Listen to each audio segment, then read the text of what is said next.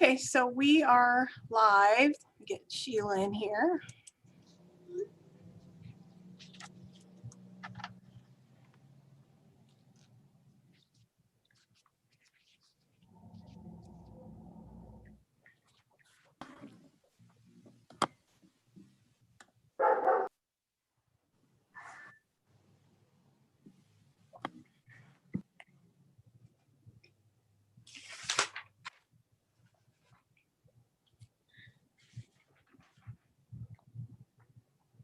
So we're good to go, Mr. Chairman, whenever you want to get started. Oh, okay.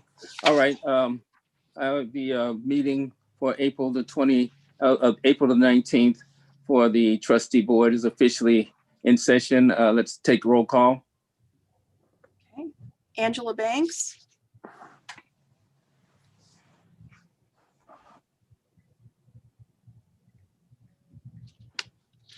Here. Christina Bennett.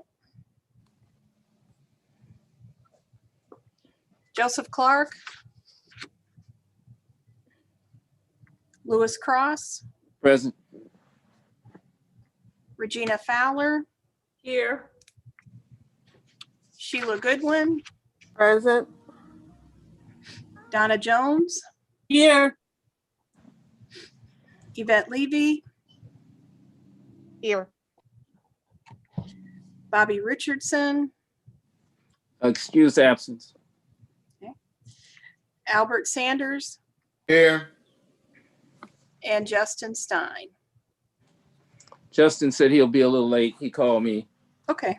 He had to pick up his car. Okay, so we have 8 now. We do have a quorum. Okay. Okay. So let's see, we'll review the minutes. Is that correct, Sue? That's correct. Okay. Has everyone had a chance to review the minutes from the previous meeting? Okay, if so, can we have a motion? I make a motion to approve the minutes as Is there a presented. second? Second.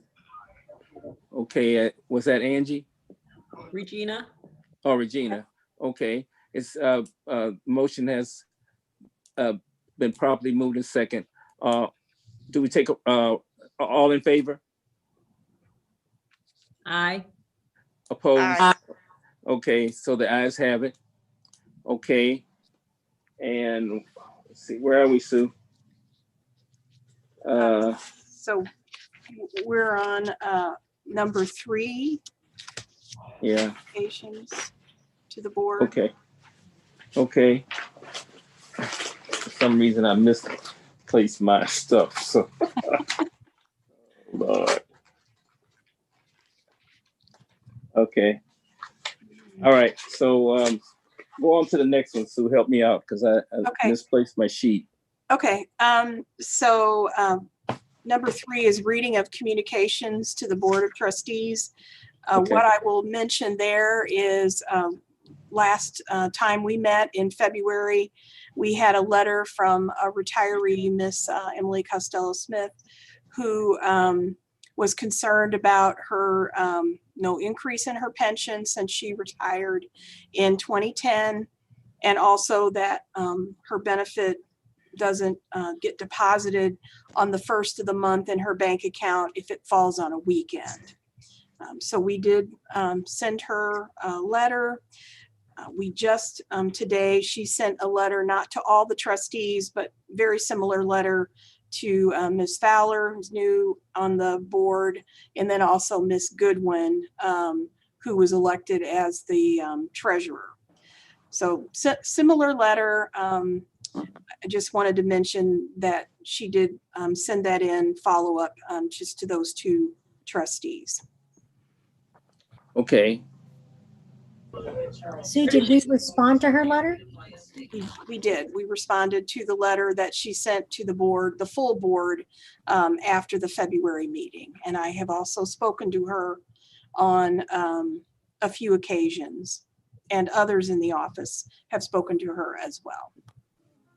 Okay. Did she seem to be accepting of what what was said? Yeah, I don't, yes, when I spoke to her, she was All right. thankful that I followed up with her, but she's continued to send a letter in. So I think she is still obviously concerned about not getting an increase in her pension. Yes. And then when the first falls on a weekend, not having that in her bank account on that weekend. I understand. Similar to what happens with federal checks and even our, everything. If it falls on the weekend, it's nothing we can do about it. It goes post the first business day. Is that right? It'll go the next business day. That's right. Exactly. Okay.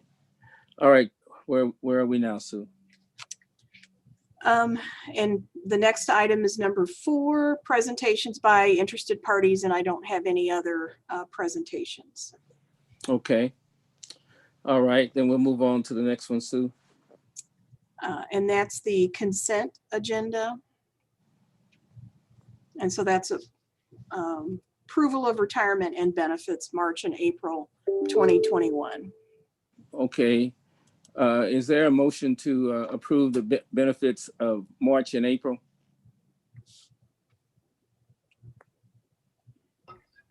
I make a motion to approve benefits for March and April of 2021. Is there a second? Second, Sheila Goodwin, second. Okay. All in favor? Aye. Aye. Aye. Opposed? Aye. Okay. It's been properly moved and seconded that all those payments will be approved. Where are we? What's the next one, Sue? I don't know what I'm doing. Approval of refunds and bills for February 2021 and March of 2021. Okay, is there a motion to approve that?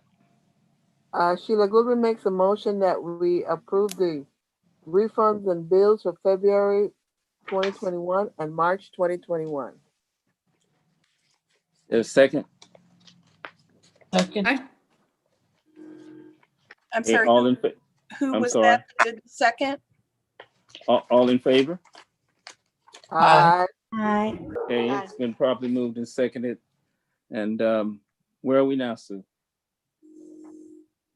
So then it's item number 6, unfinished business.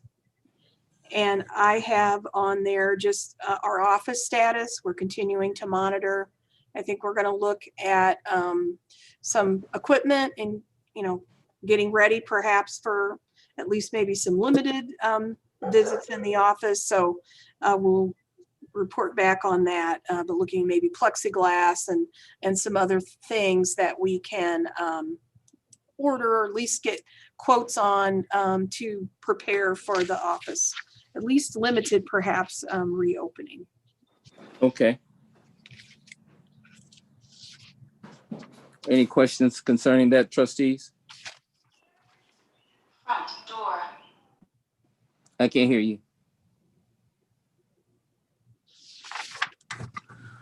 Okay, so was that someone that said something? Okay, we can go on to the next one, Sue. Then it's item number 7, and that's the report of the chairperson. Okay. I have no report at this time. Okay. Then item number 8 is the report of the executive director. I had just a few things in your packets.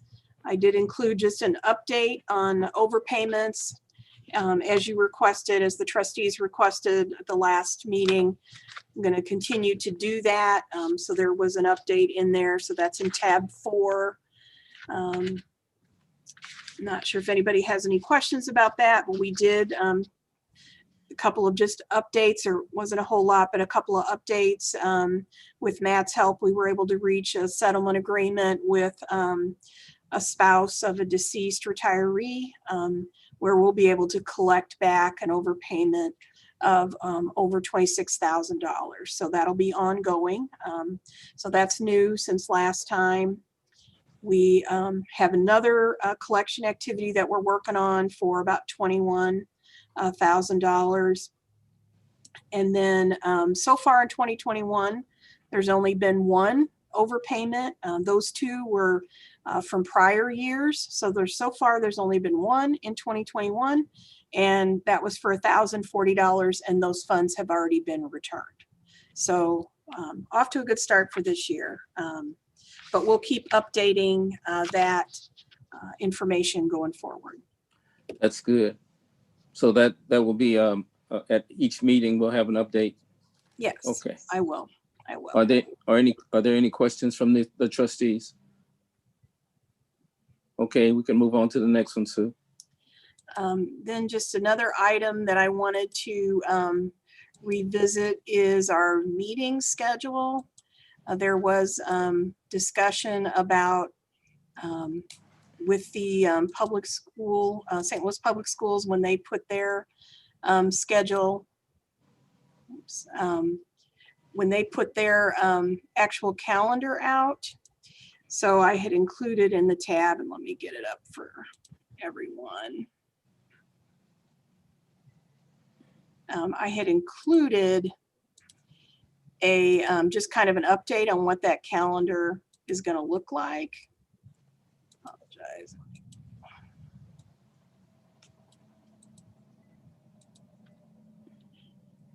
Just for the trustees to look at it and see if there was any changes that they wanted to make. I think when the schedule was approved in December, there was conversation about what did August and October look like. I believe the St. Louis Public School calendar has been approved for the next school year. So we have a meeting on August the 16th. And just to kind of take a look at St. Louis Public School schedule, August 9th, the staff goes back to work. August 23rd is the first day of school.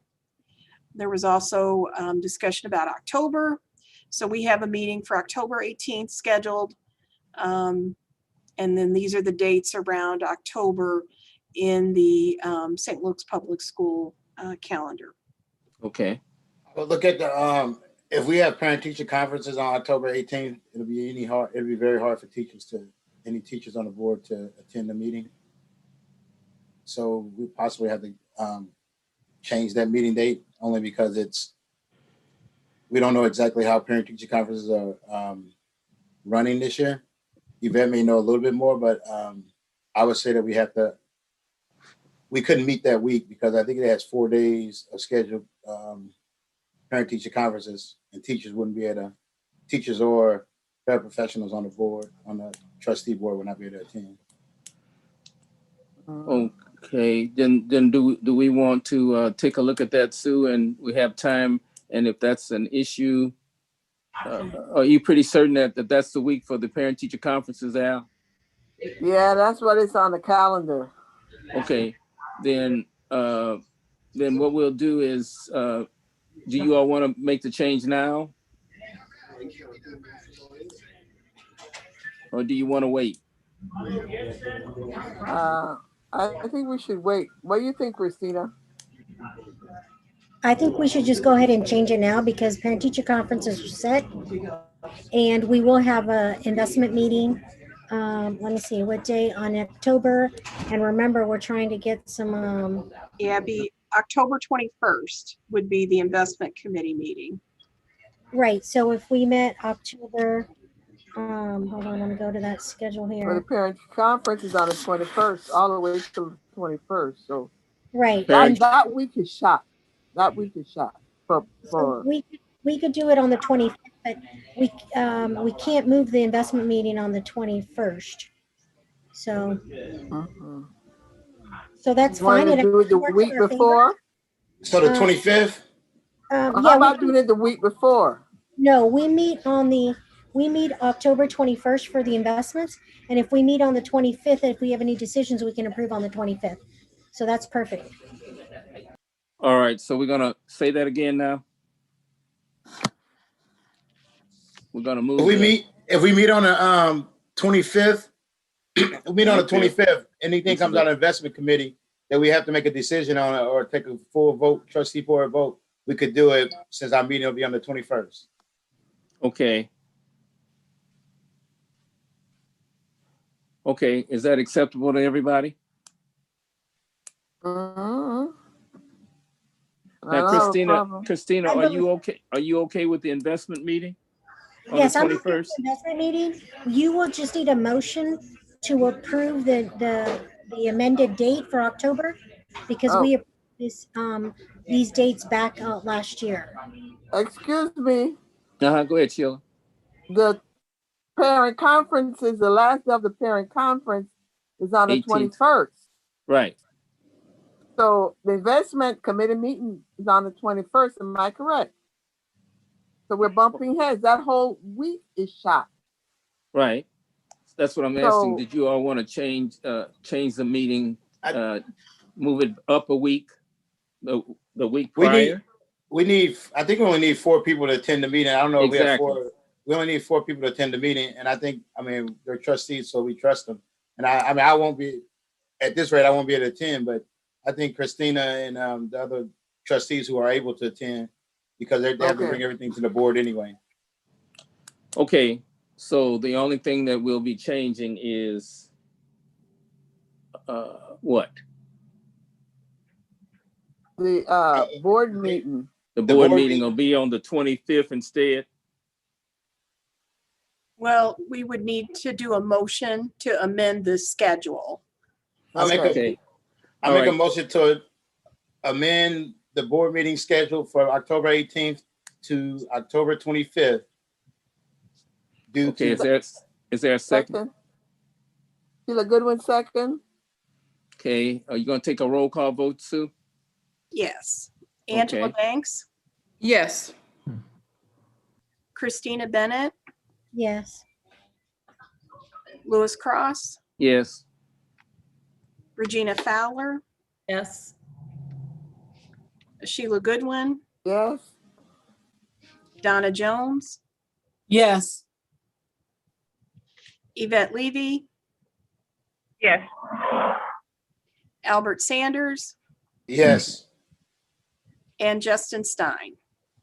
Yes. Okay. How So- many votes we have? So we have 9, so the motion carries. Okay.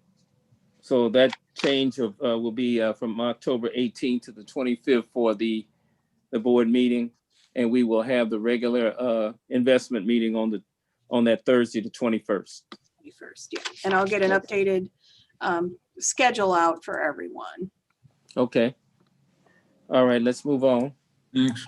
So then the other item in my report is I wanted to introduce Jeannie D. and Brenda Shepard from our audit firm, Anders, Minkler, Huber, and Helm. And they are going to walk through the audit report. And that was sent out to everyone just a short time ago, but I'm going to get it up here for you guys.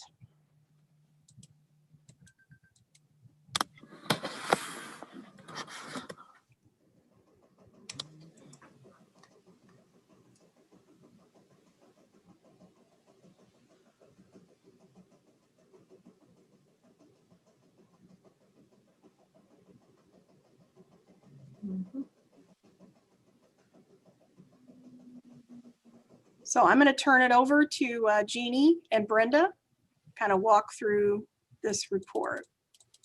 I'll start. Thank you all so much for the opportunity to come here and talk with you. I'm Jeannie D. I'm the audit partner from Anders, and we are delighted to have the opportunity to continue working with the public school retirement system. We have completed, this is hot off the presses today, we have completed the audit, the annual financial statement audit of the public schools retirement system for the year ended December 31st of 2020. And before I go into this one, Susan, I'll just briefly, you don't have to bring up the letter, but we did issue what is our annual governance letter to everyone on the Board of Trustees. And in that letter, we've reiterated some of the qualitative aspects of the audit. And I just want to point out a few important points about the audit. We were able to complete our audit as planned in our engagement letter and fulfill our responsibilities under general accepted auditing standards. And I want to give a shout out to Susan and Terry and everyone at the office It has been a crazy year of auditing for all of us. We've been doing things remotely. We were able to be on site, which was great, and work with Susan and work with Terry as always. But it's just been a real trying year. So I really appreciate their help and cooperation and getting us all the, we go through a lot of documents, a lot of reports, a lot of audit testing. And so we just can't make that happen and provide this report without their cooperation. So our letter does say that we had no disagreements with anyone in your management team that we would be required to talk to you about. It also says that we got good cooperation from everyone there. So there's a few other elements of the letter that describe some of the significant estimates in your financial statements. Brenda's going to go through those in a moment. But overall, we had a very good, clean audit process again this year. So I want to congratulate everyone at the system for that. And so that'll take you, if you want to go ahead and page down briefly, Susan, to our letterhead page, which should be about, well, yeah, there we go. This is our annual independent auditors report. And the good news for everyone is that we've really made no changes to the language that we use here for this report this year. There have been no significant changes to our auditing standards. That's going to change probably in another year or so. We're going to move things around on this report and change some of the language. But for now, this will read that these are your financial statements. They are the system's representations to all of its constituents. Therefore, management and ultimately this board of trustees is responsible for the the preparation and fair presentation of the financial statements. Our job as your auditors is to perform our tests and procedures to develop an opinion about whether or not your financials are fairly stated in accordance with accounting rules in the United States. So I call that the who's on first and the what's on second of the auditor-auditee relationship. So this first part of the letter describes exactly what I just said. And if you want to actually hold on for one more second, under our auditor's responsibilities, and I think this is really important to understand as well, we're giving you an opinion about your financial statements being in accordance with the accounting rules in the United States. In order for us to do that, we have to develop an understanding of your entity and how it operates, and an understanding of the understanding of your internal control structure. The reason is that so we can design our own tests and procedures accordingly. We do not provide an opinion about the effectiveness of your internal controls. So we don't do that in this market in the United States. But we do provide an opinion about the financial statements, and that's on the next page. So if you want to scroll down, Susan, just a little bit. In our opinion, the financial statements referred to above present fairly in all material respects the fiduciary net position. So this is kind of the total assets less the total liabilities of the system as of December 31st in 2020 and 2019. We call this a clean audit opinion or an unmodified audit opinion. And that means two really important things. It means, number one, there's no material departures from generally accepted accounting principles. And also this year, it means that we could complete our audit. We had all the records that we needed to, all the testing that needed to happen was able to happen. In other words, we had full scope. So that's I used to take that sort of stuff for granted. I don't take it for granted anymore after this past year. But this is the highest type of opinion you can receive from your external accounting firm. So again, congratulations to all of you. The rest of the report discusses the appropriate opinions on the required supplementary information, including management's discussion and analysis, and the other supplementary. There's a lot of supplementary schedules. This is a 50-page document. So there's a lot of things that are ancillary to the basic financial statements, which Brenda's going to talk about, but we do apply auditing procedures when we look at those schedules being in relation to the basic financial statement. So it's an important part of the job. Before I move it over to Brenda for any for an analysis of the actual financial reports, does anyone have any questions about the audit work itself or the report that we issue? Okay, then Brenda, I'll let you take it over for the actual statements. All right, great. Thank you, Jeannie. All right, Sue, if you could just go down to the first page of the actual statement of financial condition. I'm going to start there. Page 9 or 10, I believe. There we go, right there. All right, so I'm going to go over a few of the financial highlights of the statement of fiduciary net position and the statement of changes in fiduciary net position. And The statement of net position, this statement that's in front of you now is a snapshot of where everything stood, the assets and liabilities of the system, where it stood as of December 31st, 2020 and 2019. So you can see, that we had total assets of $917 million this year, and which consists of the cash, the receivables, the investments, and the office building. The overall assets increased by about 2.5% this year. And we can see that through the increases through the common stock, foreign investments, mutual funds a little bit, and limited partnerships. All of those different asset categories increased through gains or purchases or change in market value.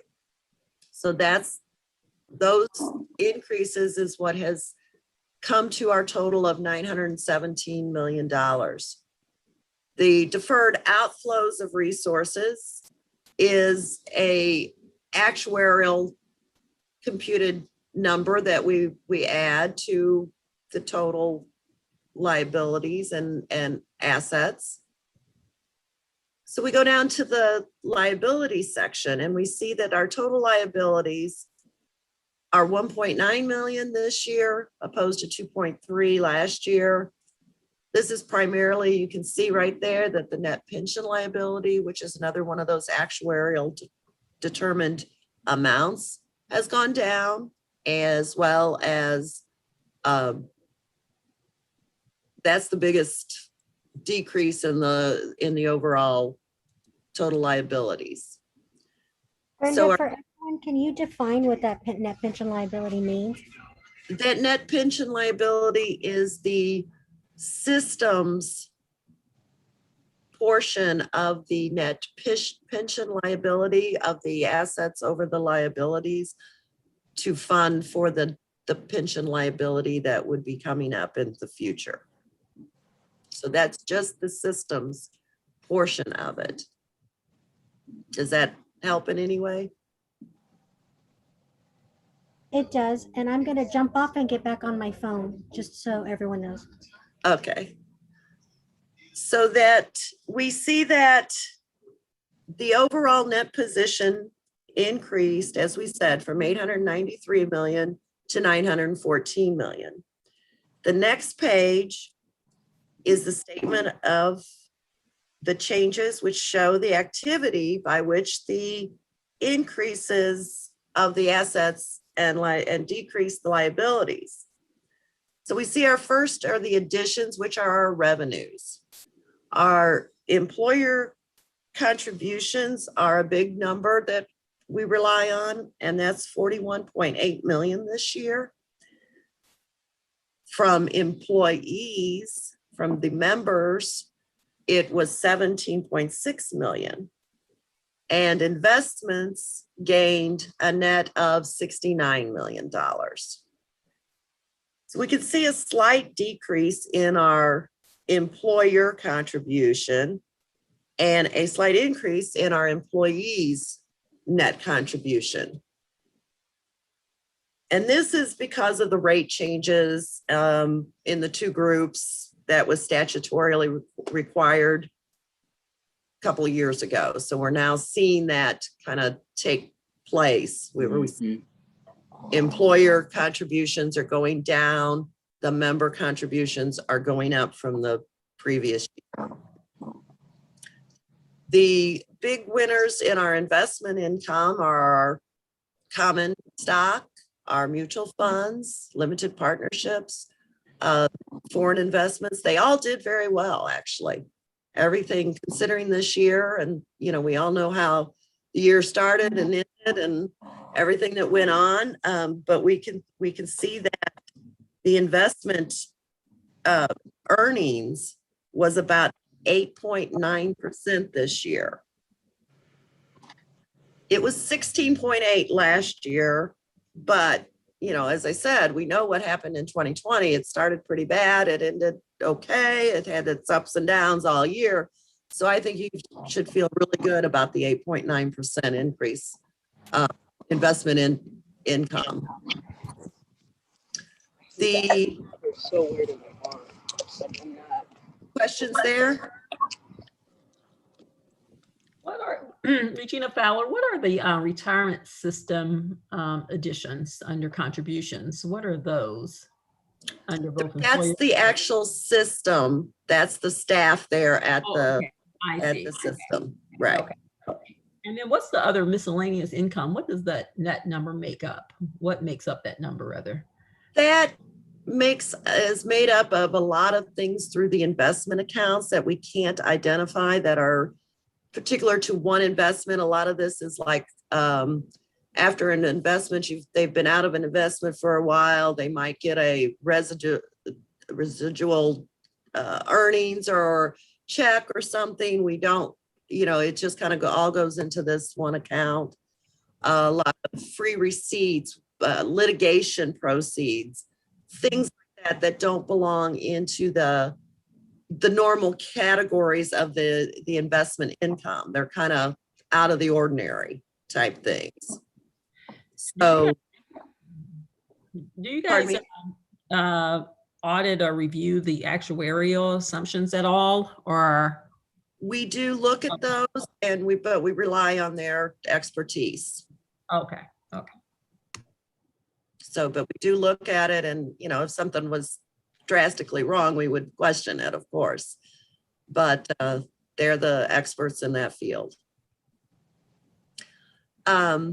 So we're down to our net additions for the year. We're 136 million as opposed to 188 last year. And again, the big difference there is the net investment income last year was much better market-wise. 19 was a good year for the market. So that's where you see that difference in there.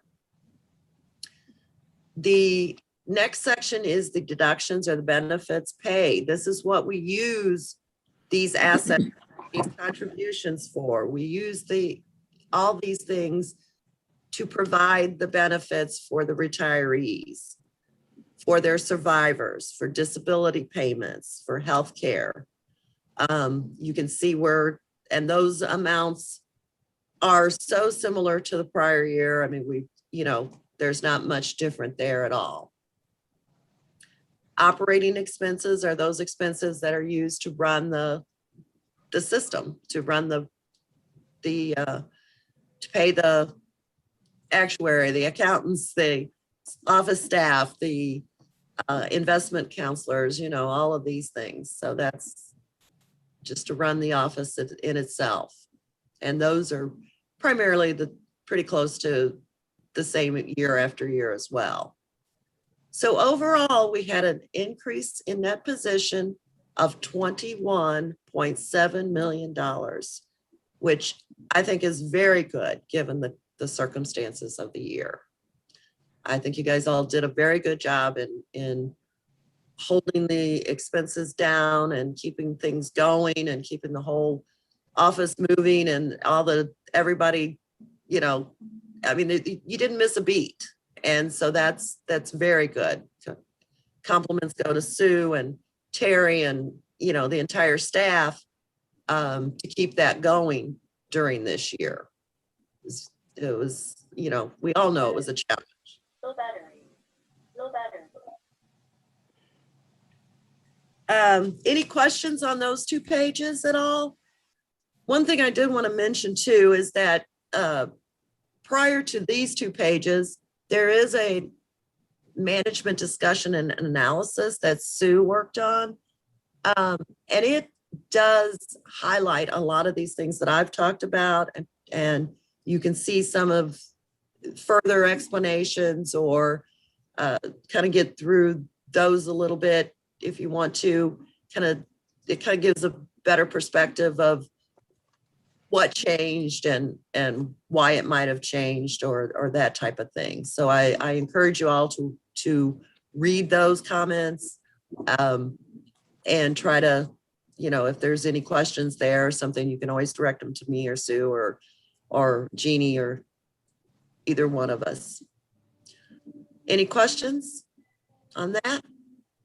This is Angie. I had a question on the prior page as Okay. to what's included in the, there were something called deferred outflows and inflows, and I was just wondering what that includes.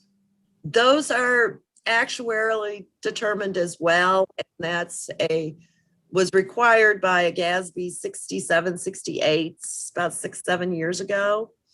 And I wish I could tell you exactly what's in that number, but it's a combination. And we do have a footnote in the back if you want to look at it, that really goes into what it entails.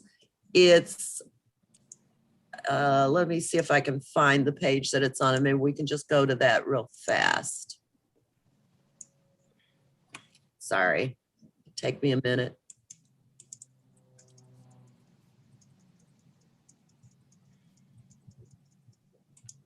Okay, if we go to, I thought I had it, 1 second. Okay, to page 30 of the PDF.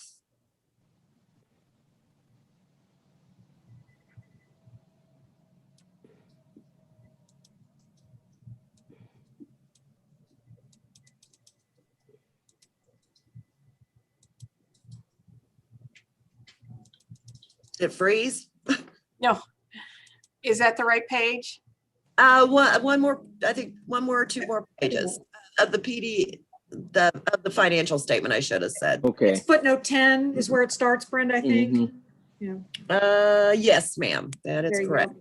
There we go. Okay. That's perfect. That's perfect. So on this, in this note, you see that this is made up of difference between expected and actual experience rates that the actuary uses. And I'm sure he can probably explain this a lot better than I can, but changes in assumptions that are made For this. Mhm. in the 2 years, difference between projected and actual earnings on the investments that are used in the actuarial assumptions, changes in proportion and differences between employer contributions and proportionate share of contributions. That has to do with when the system actually, no, I'm sorry, that's the next one. This is when we have differences in what was paid and what was actuarially predicted type thing. And then the last one is if there were contributions made to the plan after the last year end, we have to add those into deferred outflows. And those were the actual systems contributions. Okay. 19.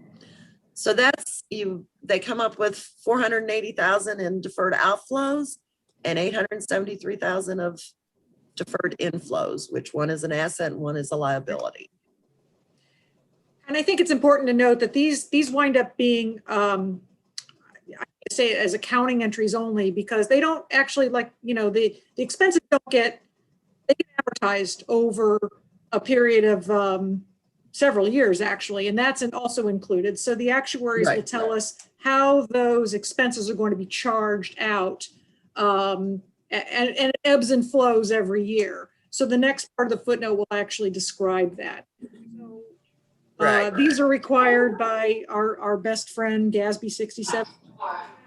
But it does help the actuaries, I think, provide some very, very valuable tracking information. It's just required to be included as an entry to your final audited financial statements. Does that help, Regina? Thank you. Well, it was Angie, but yeah, I'm sorry, Angie, was that? your question. I'm sorry.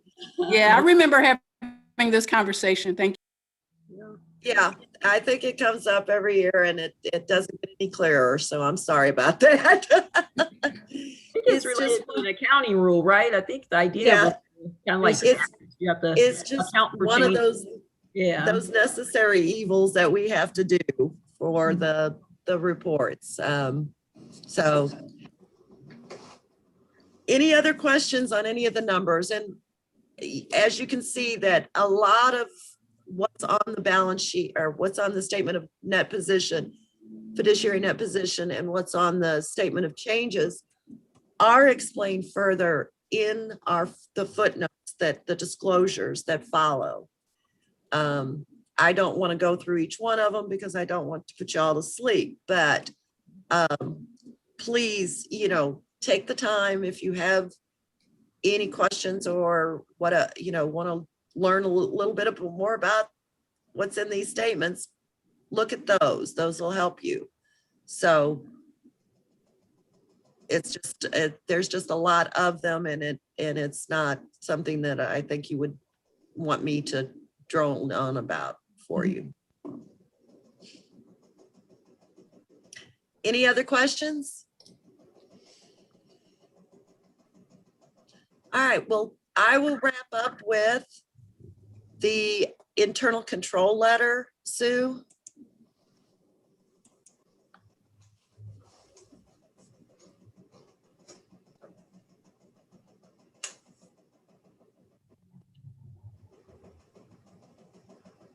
Give me just a second. That one came in later, so. let me Yeah, it get that did, just a little.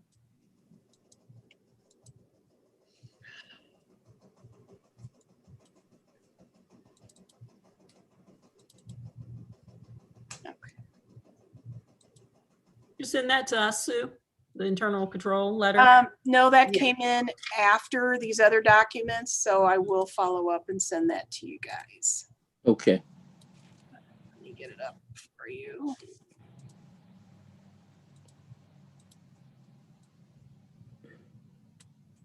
And one thing, this letter, while she's getting it up, I'll just kind of explain, and Jeannie, you can chime in here. It's what we call an internal control letter, but it by no means means that we have done a internal control review or audit of controls in place. We get an understanding of them. We do some walkthroughs, things like that. That's it. Thank you. That's perfect. But we don't do an audit of the internal controls. As we're going through our procedures, our processes, our questions, we do occasionally come across something that we'd like to share with management and the trustees, just to hopefully maybe make some improvements that can be done. It's not something that we found to be wrong with the system, or there was no what we call material weaknesses, or that we call significant deficiency. Neither one of those. These are very minor things that we just thought we would bring up, especially since Sue is new this year. We might have talked to Andrew about these in the past, but we just thought it was a good idea just to get it out there again. So we have come up with just 3 things that we thought would deserve another look, and something that the staff should maybe consider. Of course, you have to consider the time and, the cost parameters of this, whether or not it's efficiently going to be implemented for your best use of your dollar, basically. But we would suggest that the staff payroll, which is currently calculated in Excel, we would think that a proper payroll system would increase the accuracy, not that they're wrong, but just alleviate any possibilities of errors. If we were using a proper payroll system like what's available with the QuickBooks program. There's other services out there. I don't think you need those. I think Terry and Sue are quite capable of handling the payroll that's there in the office. I just think that it would be a little bit better suited where if it was set up through the payroll system, like in QuickBooks or something. That way the tables would be automatically, withholding tables would be automatically updated. Any change in tax laws, things like that would always constantly be updated rather than, you know, have to be manually put into their system. Same Brenda, with check. was this a new item or was this just a repeated item? We haven't had a letter out there in quite a few years. We've just mainly talked to discuss these things with Andrew and Terry. And like I said, I just thought it was important to, since Sue is new, she might have a different take on some of these things. And I would say, I mean, I appreciate you bringing it to our attention because this is something I've never heard of. Okay. And so again, the previous executive director didn't bring some of these discussions or conversations to the table. And so I'm glad that we do have an updated letter. So I appreciate it. All right. Well, thank you. The other thing is just check writing and recording for operating expenses. It's worked the way Terry does it for many, many, many years. I'm not saying it doesn't, but I do think that, again, since you've got QuickBooks, it would be better if all the operating expenses went through QuickBooks rather than writing them here and then re-entering them here. So just something to consider. And then the last one is just that we noted that the executive director should sign and date the review of the monthly bank reconciliations. That's just a simple initial and date type of thing, but just so that there is a record of what Sue is reviewing and approving on the monthly work or the monthly bank reconciliations. So like I said, these are not major. It's not going to make or break anything. It's just some ideas that, you know, we thought would just keep things working a little bit smoother. yeah, I think it's, go ahead. well, I just think that these things are absolutely necessary. So I think they're more than just minor. I think they're absolutely necessary that to make sure that we don't make mistakes. And since QuickBooks is not a costly program at all. I mean, these should have been pointed out every year until they were done. So I know that, you know, it's only been a year or so since they've been totally in QuickBooks. Right. So it's not like these could have been done years and years ago. That's not the case either, because it's only been maybe last year or the year before. Even companies like Paychecks and stuff like that take very small employers to prevent those things. So they do. I don't know that, like I said, I don't think it's worth that. There's not that many employees of the system.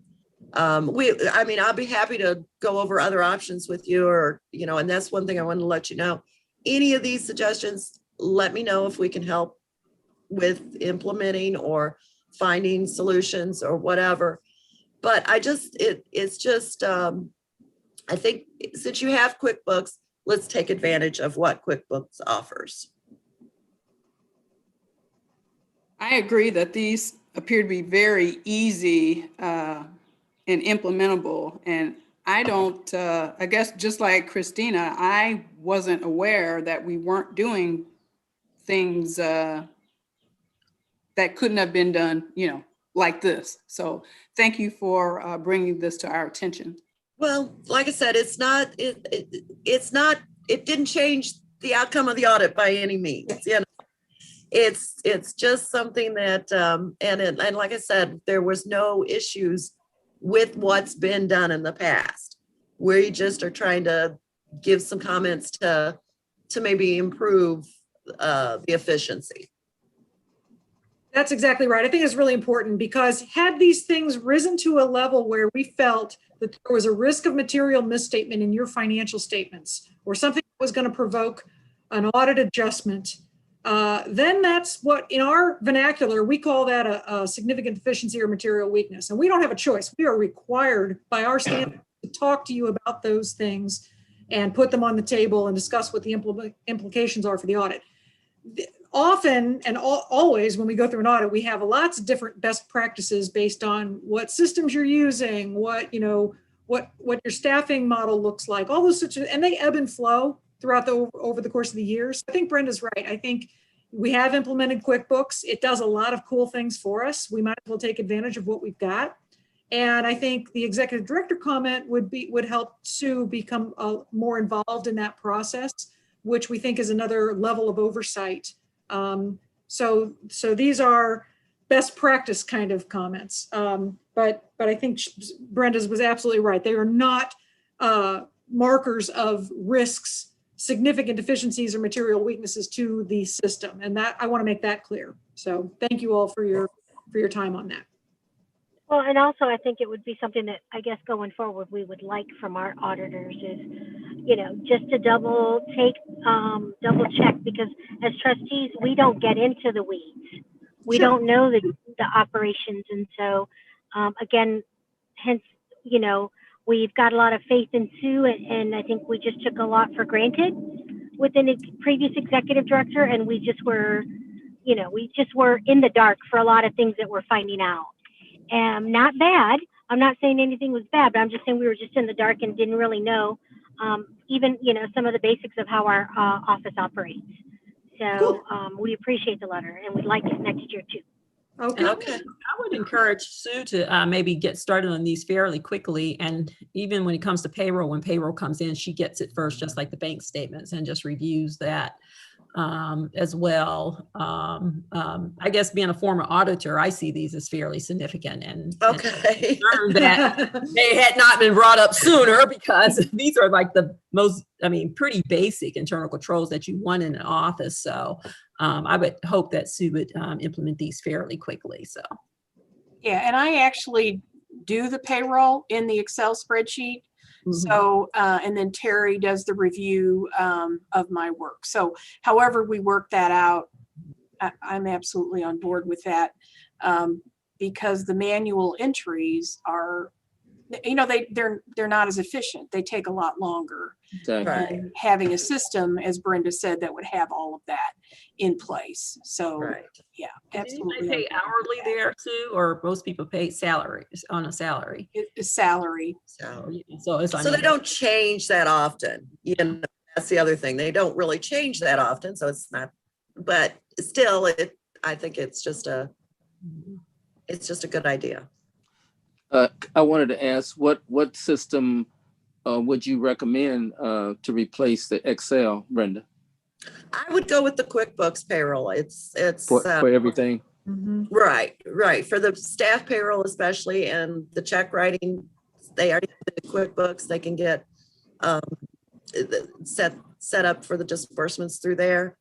They've already got it. Let's use it. Okay.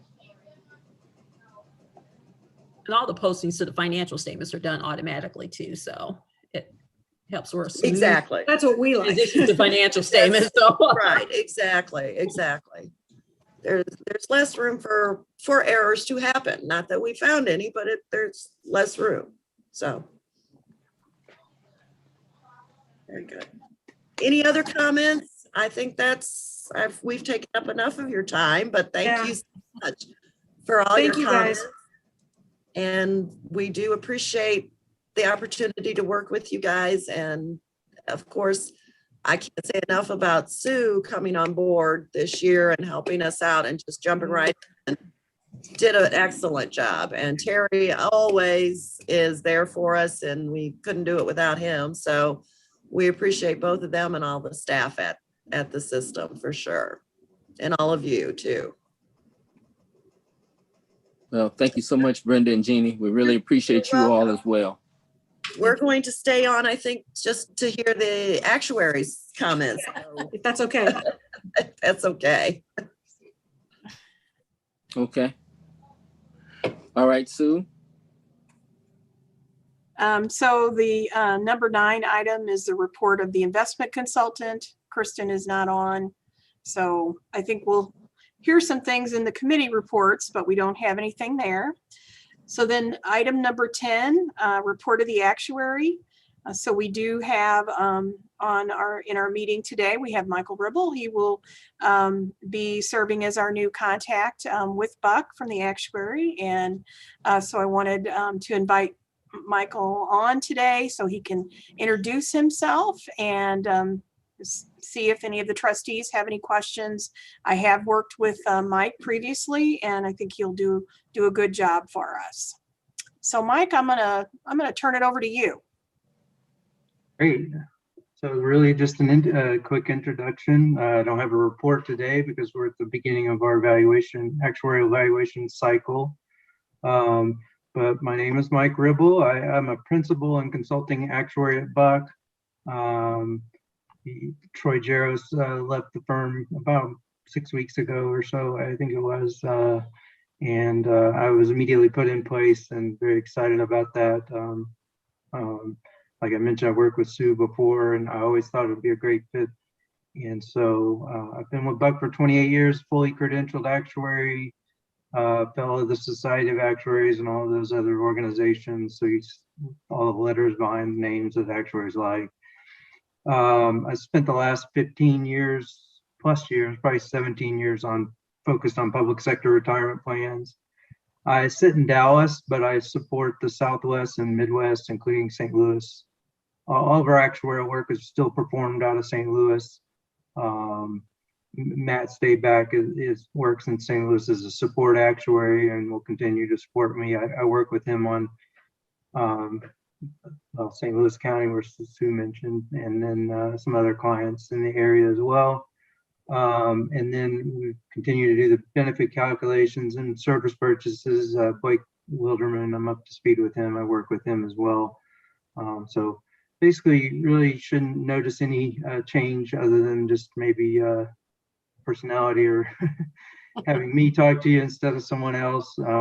Hopefully, you'll hear it a different way and maybe it'll be less confusing, or if it's more confusing, just tell me to slow down because I get excited sometimes and talk fast. But I like to really enjoy, that's my passion, is helping you understand and what the results of the evaluation were, and then hearing from you as to what the issues are that we can help address and the challenges. And I know I've already been up to speed a little bit with Sue and understand some of the challenges we face. And so next step is just getting up to speed on the upcoming evaluation. We're working through the census data. It's a snapshot as of January 1st, 2021. So it takes some time to collect the data, process the evaluation, and I believe we're scheduled to present it in June at the June meeting.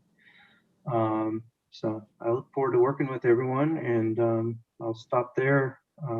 Like I said, I didn't have a report or any results to discuss. Just wanted to hear if you had any questions for me, any challenges you wanted me to start thinking about that, that maybe Sue didn't pass along. Okay. Well, welcome aboard. Thank you. Looking forward to it.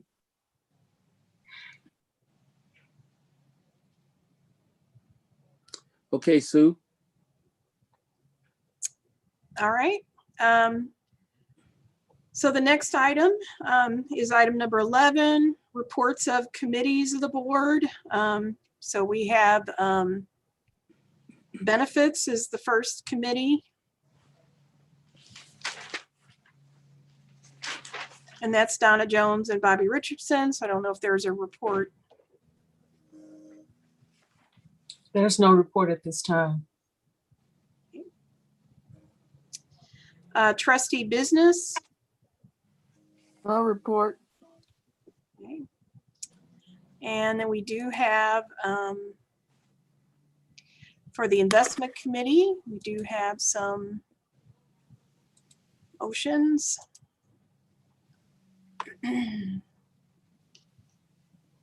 So the investment committee, we have two meetings, actually 3 meetings since the last meeting.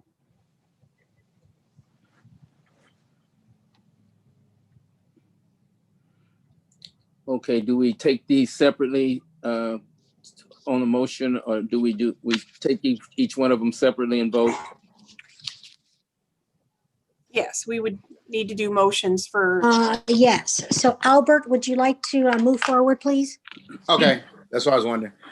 All right, our first motion is to accept, is for private credit investment, to accept Bain Capital Special Situations Asia 2 private credit investment in the amount of $5 million as recommended by the investment committee at a meeting on April 15th. Is there a second? Second, Christina Bennett. Okay, we take a roll call, Sue? okay? Any questions? So Albert, you got to ask for questions. Any questions?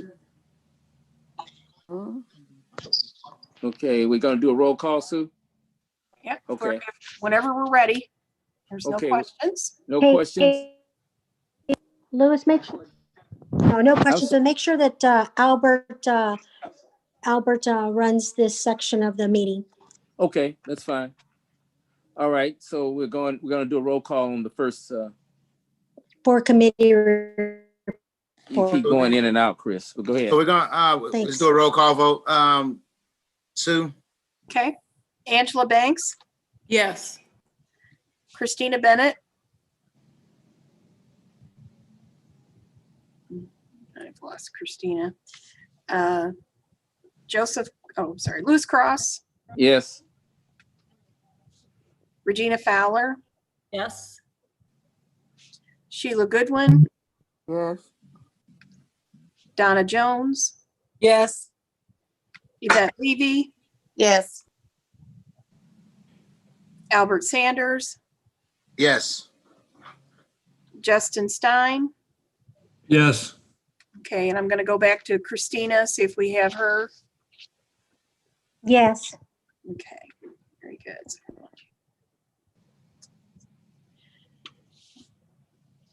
So I have 9. So the motion carries. All right, our next motion is to accept Crayhill Principal Strategies Fund 2 private credit investment in amount of $5 million recommended by an investment committee at a meeting on April 15th, 2021. Do I have a second? that's second. I make a motion? Oh. Are you making a motion or where are we? I made a motion for the private, number 2 for private credit investment to accept Crayhill Principal Strategies Fund 2 for private credit. Lewis second. And I seconded, yes. Okay. Do we have any questions? All right, Sue, can we get a roll call vote, please? Angela Banks, Yes. Christina Bennett, Yes. Lewis Cross, Yes. Regina Fowler, Yes. Sheila Goodwin, Yes. Donna Jones, Yes. Yvette Levy, Yes. Albert Sanders, Yes. and Justin Stein. Yes. Okay. So once again, we have 9, so the motion carries. All right, and the third motion coming from the investment committee will be for the global asset allocation. We're going to, I make a motion to retain PIMCO and GMO only as the global asset allocation managers with the reallocation not to exceed 5% of the total portfolio assets as recommended by the investment committee at a meeting on April 15th, 2021. Do I have a second? Second. Sheila Goodwin, second. Sheila Goodwin with the second. Yes. And any questions? All right, Sue, can we have a roll call vote, please? Angela Banks, Yes. Christina Bennett, Yes. Louis Yes. Cross, Yes. Regina Fowler, Yes. Sheila Goodwin, Yes. Donna Jones, Yes. Yvette Levy, Yes. Albert Sanders, Yes. and Justin Stein. Yes. Okay, so once again, that's 9. The motion carries. And that's what we have from the investment committee. We're working hard. That's all I have to say. Christina's working hard and everybody's doing a great job. Please be sure to join us at our next meeting.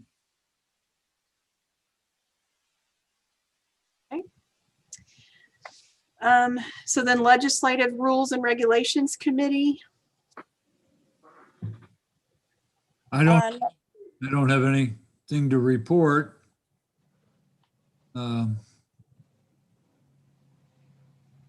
Justin, I don't know if you know, I was assigned to your committee the other day. Yeah, Yeah.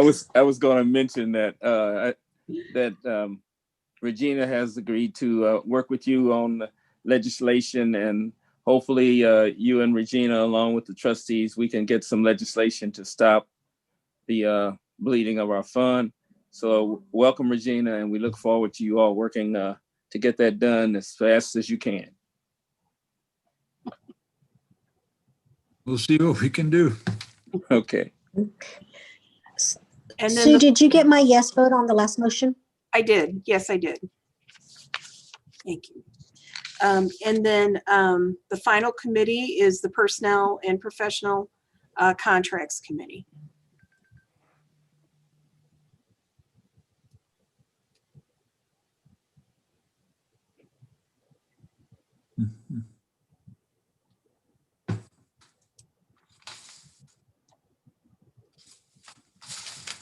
And there are a couple motions from that committee as well. I know my name is on there, but I was not at that meeting. Yvette, are you still on? I am. I don't know that we had anything that we were getting approved. Were we? Did we? I'm looking at this now. Yeah, sorry, the RFP schedule, and I see a typo on there, so I apologize for that at the beginning. But we had the RFP schedule that was recommended by the committee. Oh, okay. I see it.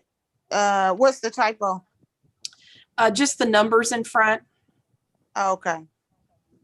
I don't have to use those though, do I? You can, yeah, make whatever motion you would Okay, like. great. Yeah. So so this is for the RFP schedule. I'd like to make a motion that we accept the schedule as recommended by the Personnel and Professional Contracts Committee at a meeting on April the 7th. A second. Are there any questions? Thank you, then Sue, with no questions, can we have a roll? Angela Banks, Yes. Christina Bennett,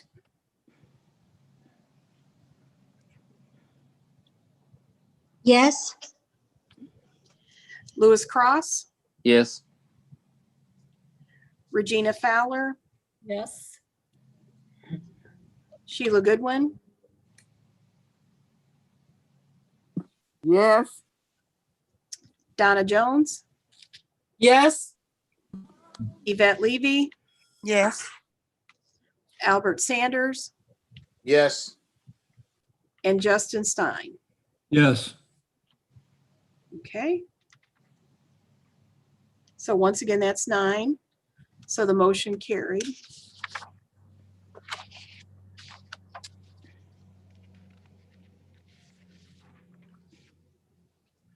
And then the second motion would be about our phone system that was discussed at the Personnel and Professional Contracts Committee. Yes, so I'd like to make a motion to accept the recommendation of the Personnel and Professional Contracts Committee at a meeting held on April 7th to implement the MyTel phone system. A second.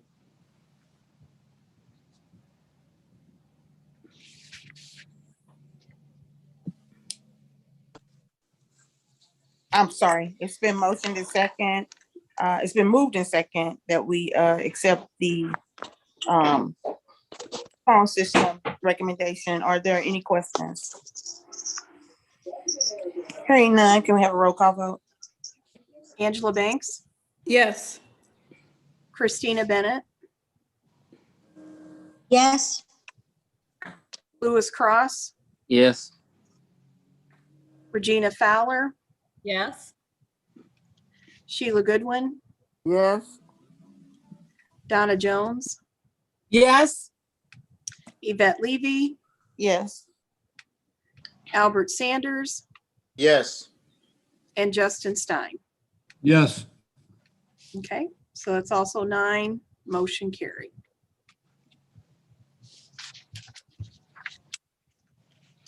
Okay, we have anything else in that area, Sue?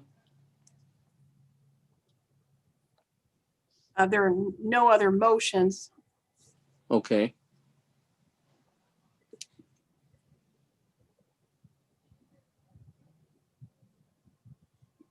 Okay, we're going to the next one.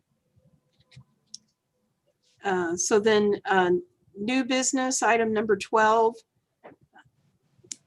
I didn't have this on the agenda, but I know it was brought up at our last meeting. So I wanted to throw out we've started the pensions and investment subscription. If we wanted to also add a subscription to the St. Louis Business Journal, that would be $75. And that would include the printed newspaper and the electronic version of that, the website that has a lot more breaking news and more general information. So wasn't sure if the trustees wanted, to proceed with offering that business journal to the trustees, that subscription. Can I make a motion? As the chair? If you would like to, yes. I'd like to make a motion that we adopt the publication, the pension publication, and also the business journal for all of the trustees. The printed version and the online version as well. I second, but I have a question.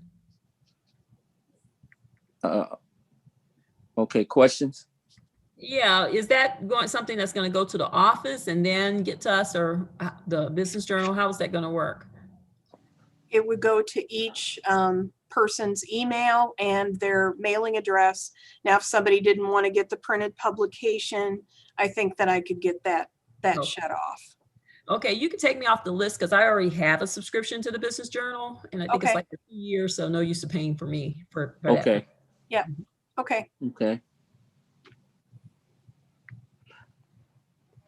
Now, Sue, you said that the pension would be online, and also they would receive a copy of that as well? Yeah, pensions and investments should already have started a few weeks ago. I don't know if the printed publication has gone out, but I had sent out an email and asked everybody what their preference was. And so got that set up when we got the subscription started. Okay. So I know I'm seeing my emails daily. Some people didn't want the daily emails. They just wanted the subscription. So that should be in place. If the trustees, you don't see that here pretty soon, please let me know and I'll look into it. Okay. All right. Is there anything else, Sue? Did we get a vote on We didn't get a vote. on the subscription? It was seconded. Do we have to do a roll call vote, Sue? Yeah, it was a motion that was made and seconded. So I think we had questions. Any more questions, trustees? Okay, we'll take a roll call vote. okay. Angela Banks, Yes. Christina Bennett, Yes. Lewis Cross, Yes. Regina Fowler, Yes. Sheila Goodwin, Yes. Donna Jones, Yes. Yvette Levy, Yes. Albert Sanders, Yes. Justin Stein. Yes. Okay, so again, that's 9. So the motion carried. Okay. What we have now, Sue? So that's new business. I don't know if anyone else has any new business. That would wrap that up. Anyone else have any new business? Okay. And we go to what? So item 13 is the report of the attorney. Okay, is Matt there? Yes. Hello, Matt. Hello, Mr. Cross. Good evening, Okay. everybody. I just have a very short report. With vaccinations now becoming more widespread, just about everybody in our office has been vaccinated. And also it's my understanding that just about everybody who wants one in Jefferson City has been vaccinated. We plan on visiting with Sue and traveling with her to Jefferson City on May 11th to meet with various legislators who were on the pension committees or from the St. Louis area, just to sort of a meet and greet, just so that they become familiar with Sue and talk to them just about a few general issues affecting their retirement system. We're not going to be advocating for any specific legislation during the meetings, just sort of a introduction. So that way, if there is any legislation that the retirement system may be pursuing in a year or two's time, they would have already hopefully have had some familiarity with Sue and at least have some familiarity with what the retirement system is, what we do, what our concerns are, sort of what our challenges and that sort of thing. So that's something we plan on doing here on May 11th, and we'll be contacting various legislators this week to be scheduling meetings during that visit. Sounds good. And that's all I have. Okay, Matt, thank you so much. Matt, does it make sense for Justin or someone on that committee to go also, or no? If you want, I would we hope could talk offline if you want to. Yeah, but I would hope that we could. I don't know if Justin or Regina, could you go? What day is that? May 15th? No, May May 11th. 11th. Oh, May It was a Tuesday. And I'm gonna try to go with you if possible. Okay. Yeah. And Justin, would you be able to go? I would be working. I'd have to take off of work. Regina, if you'd be able to make it. Okay. Well, it depends on what time we get back. I have a Board of Education meeting that night, so. Tuesday, yeah. Yeah. What time would you go and come back, Matt? It would be a day trip. I personally wouldn't be doing it. A colleague in my office who does more of the lobbying work, Jim Fall, he would be handling it. He hasn't exactly worked out the specific times. I would imagine it'd be something where those who need to leave could leave by 3 or 4 o'clock or so. So hopefully then we could schedule some meetings more, morning, late morning, early afternoon, that sort of thing. Okay, could we, so we could get, Regina could get back in time for the board meeting? Yeah, that's at 5:30 though. Our closed session starts at 5:30. Okay, so we would make sure of that. Mm-hmm. Okay. All right, I'll tag along with you and Sue and the lobbyists. So that'd be great. Sure. Yeah, we'll be in contact regarding the particulars. Okay. Okay, sounds good. And Sounds chances good. are I'll probably have to drive separately just to make sure I do get Exactly. Yeah. Mhm. Okay. Okay. All right. Anything else, Sue? So if there's nothing else from the attorney, the last item is adjournment. Okay, can I get a motion to adjourn our meeting? Make a motion that we adjourn this meeting. Is there a second? I second. All in favor? Aye. All right. Okay, thank you all so much for your time. And for everyone that has been a part of this. And Matt, that's good news that we're getting started on this. I hate to hear that it's going to take a couple of years, but it's better late than never. Sort of long term. Hopefully we can get it done next year, but okay, that sounds good to me. Sounds good. Okay, everybody, thank you all so much for your time. Al, you did a fantastic job. All right, Everybody, I do have a question. I have a go question, and this is concerning Robert's rules, and maybe I need to look up on it. But when we have a committee report, should we accept the committee report at the end? if the committee makes a recommendation for action of the board, then yes, there should be something that the full board should do.